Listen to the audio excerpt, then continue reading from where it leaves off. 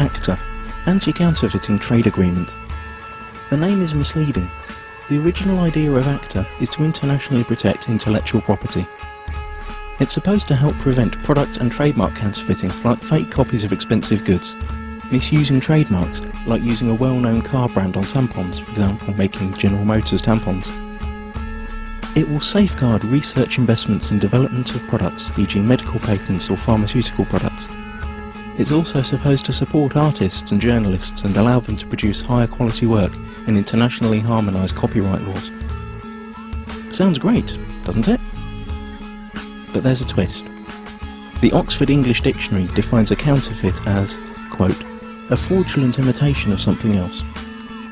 But when a file is copied on the internet, it is exactly the same as the original, not an imitation, and it is not stolen since the original is not removed. The information is simply being shared free of charge, so counterfeiting has nothing to do with it. Let us explain. Intellectual property is never really defined within ACTA.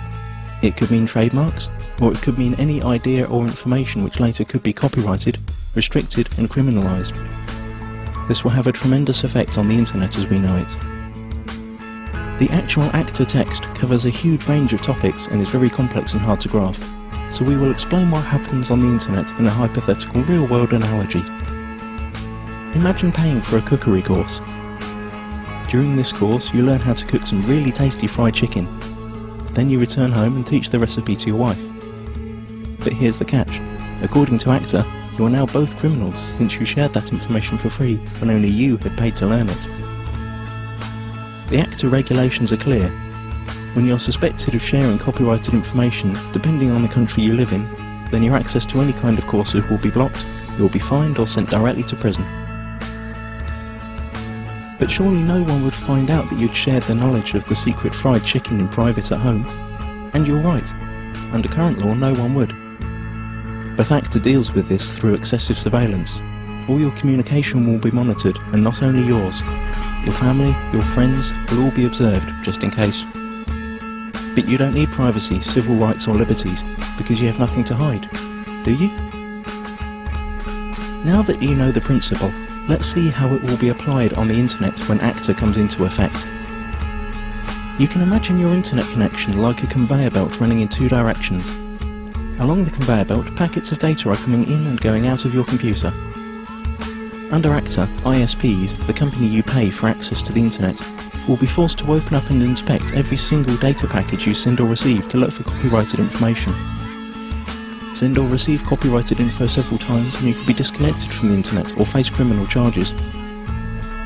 That means if you send an MP3 to your friend through an instant messenger, upload a video of a party which played copyrighted music, or quote a copyrighted newspaper article in an email, you're gone. That's it. As if that wasn't enough, the information about the news article you sent via email will be sent to the publisher, and based on their claims you could be fined or sent to prison. ISPs will also be required to constantly check that no copyrighted material or links to copyrighted material are found anywhere on their servers. This will be fatal for sites that hold any kind of user-generated content, like music, pictures or video. How could YouTube or Twitter work under a law like that? So the internet as we know it is on the brink of destruction. But at least you'd think that the money from all these lawsuits would benefit creative people. But musicians, writers, movie makers, journalists, software developers and researchers also lose, because they are now held by the same rules. Protected ideas now can't be reused, refined or developed any further. Even parts of sentences could be protected and made restricted by copyright. The whole agreement only benefits a small part of the industry, the so-called content mafia. Media publishing companies like the RIAA and the MPAA, who have long tried to solve the internet problem that threatens their obsolete business model. ACTA is the result of their lobbying within the governments that participate in the negotiations. Latest leaks indicate that techniques that bypass the planned content filter and blocking infrastructure will also be made illegal. And the worst thing? It's all done in secret. If you're European, it's even being done by people who haven't been elected by the public. You've already seen where this is heading on YouTube. Videos are unavailable in certain geographical areas. This obsessive copy protection is also a great tool for information suppression. Once all the internet filters and blocking techniques are in place, virtually all information tagged as copyright could be suppressed. Maybe your critical blog or Twitter account, or the video you made about rigged elections and environmental catastrophes, or even the pictures of your kittens. Okay, maybe not your kittens. Not unless you painted a Coca-Cola logo onto their fur.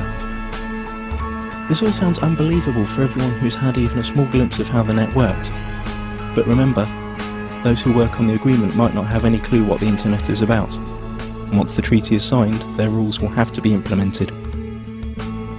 The consequences we have to deal with are internet censorship, restricted freedom of speech, loss of net neutrality due to the restrictions of the use of certain protocols, total surveillance of all your online activities, loss of freedoms and restriction of civil rights, punishment like losing your internet access, and we will gain nothing.